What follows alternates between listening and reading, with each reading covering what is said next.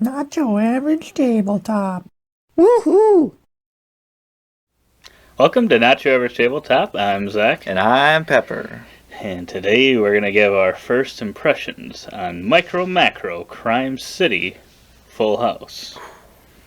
And this is kind of the first MicroMacro game we've played. I don't even know how many there have been at this point, but I know I'm not sure. they all have kind of different names and stuff. I think this was we got this from the nerd sale deal, so it's just happened to be the one that they were selling. Yeah, we had no reasoning as to this versus any of the other ones. Yeah, just when you say that, we got this from the nerd sale. I feel like that could be like a treasure hunt thing where our viewers had to go through all our videos and find all of the games, collect them all. Where we say that we got them from the sale because we got more than we should have.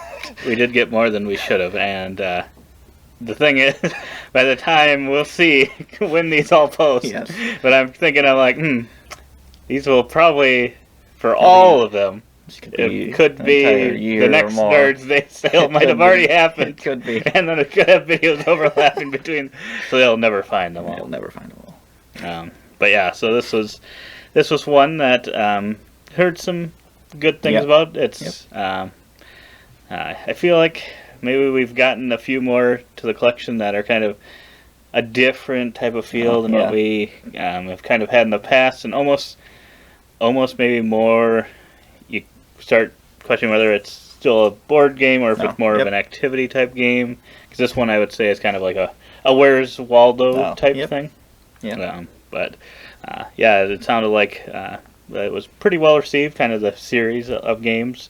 I think they just kind of keep making more and more, so I'm assuming they're doing well. So, I was excited about it. I wouldn't say this was one that I was like, oh, this is going to be one of my new favorite games of all time, but I was definitely excited to kind of see how, because in this one, instead of just finding like one specific thing, I mean, you sort of are, at least from the couple we played.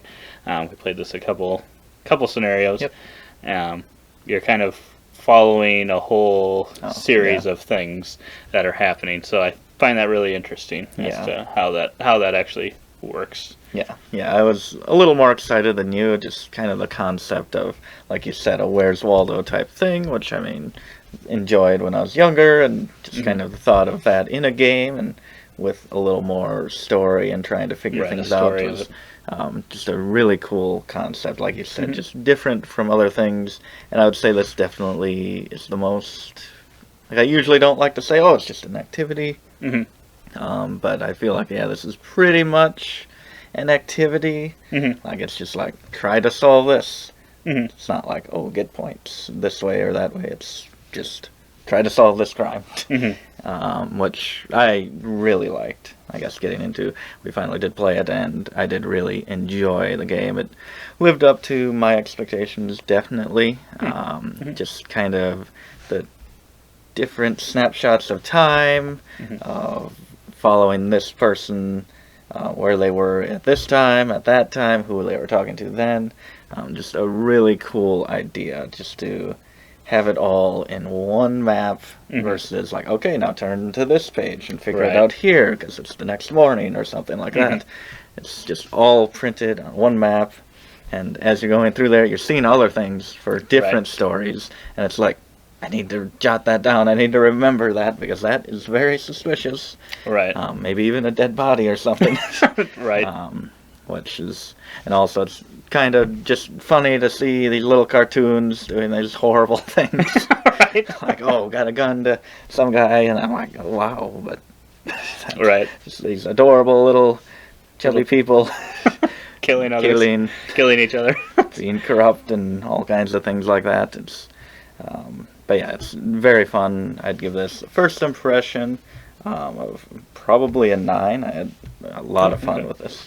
Okay. Yeah. I would agree with pretty much everything you've said. I found it really enjoyable to kind of follow the path along what they were kind of doing.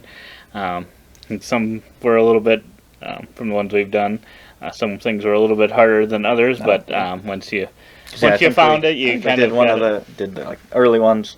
Then we did to jump to like one of the very hardest ones as well, which maybe we shouldn't have done, but that one was definitely tougher.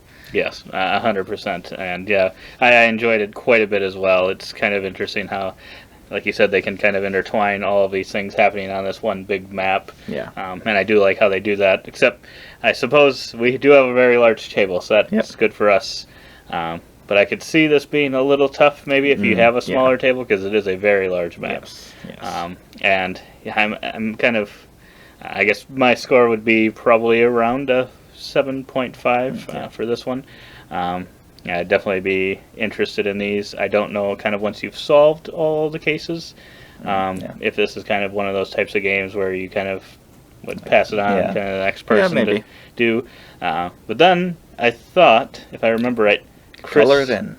Chris Yee or Wendy, I don't know if they talked to the designer or something, and they had kind of said, "Oh, we just got rid of our whatever," and a person or whoever said that might not be the greatest idea. So I don't know if I don't know exactly what they were saying with that, but I don't know if there's a potential that it's going to be tying multiple things in. I don't know if that's an actual thing or not. But I thought they were talking something about that, so MicroMacro, be interesting. Calm City. Calm City. Yeah. MicroMacro Crime World. It could be. Get some bits of paper to connect all of the maps. Yeah, it'd be interesting to see if that actually happens. I would be very interested in something like that, but I don't know if they could do that though, because I feel like this does feel like one of those games that you would kind of once you've gotten through all the scenarios that you'd be more likely to kind of sell or trade away or something, let your friend play or something. Especially if I don't know if they would mention it anywhere, but but I definitely like the game. Yeah, it's a shame. Like I think it's good quality paper. It's not. I was never really in fear of ripping it or anything, but yeah, I think they have some sort of texture. I don't know if you could really color this in very well with the kind of feel that it has. Maybe not quite, but that could be a fun thing to do after as well. Just a thought. That's true. That's true. It is a large thing, so I don't know. Once you did color it, I don't know what you do after that. But and you just hang it up on the wall. Put it on the fridge. Take out the entire fridge. Get them, however many of these games they have, and put them all over the wall, and then see the connections. Be like, now I see what's going on here. But no, I'd recommend that if this sounds like the type of game or activity for you. It's definitely it definitely gives that Where's Waldo only in a kind of a scenario story based mode. So, if you want to check out, I think we did an unboxing. Didn't really reveal too much. Kind of just the map, I think, if I remember right. So if you want to see that, you can check out our unboxing video. But otherwise, we hope to see you on the next video. And as always, don't forget to keep on nibbling on our content.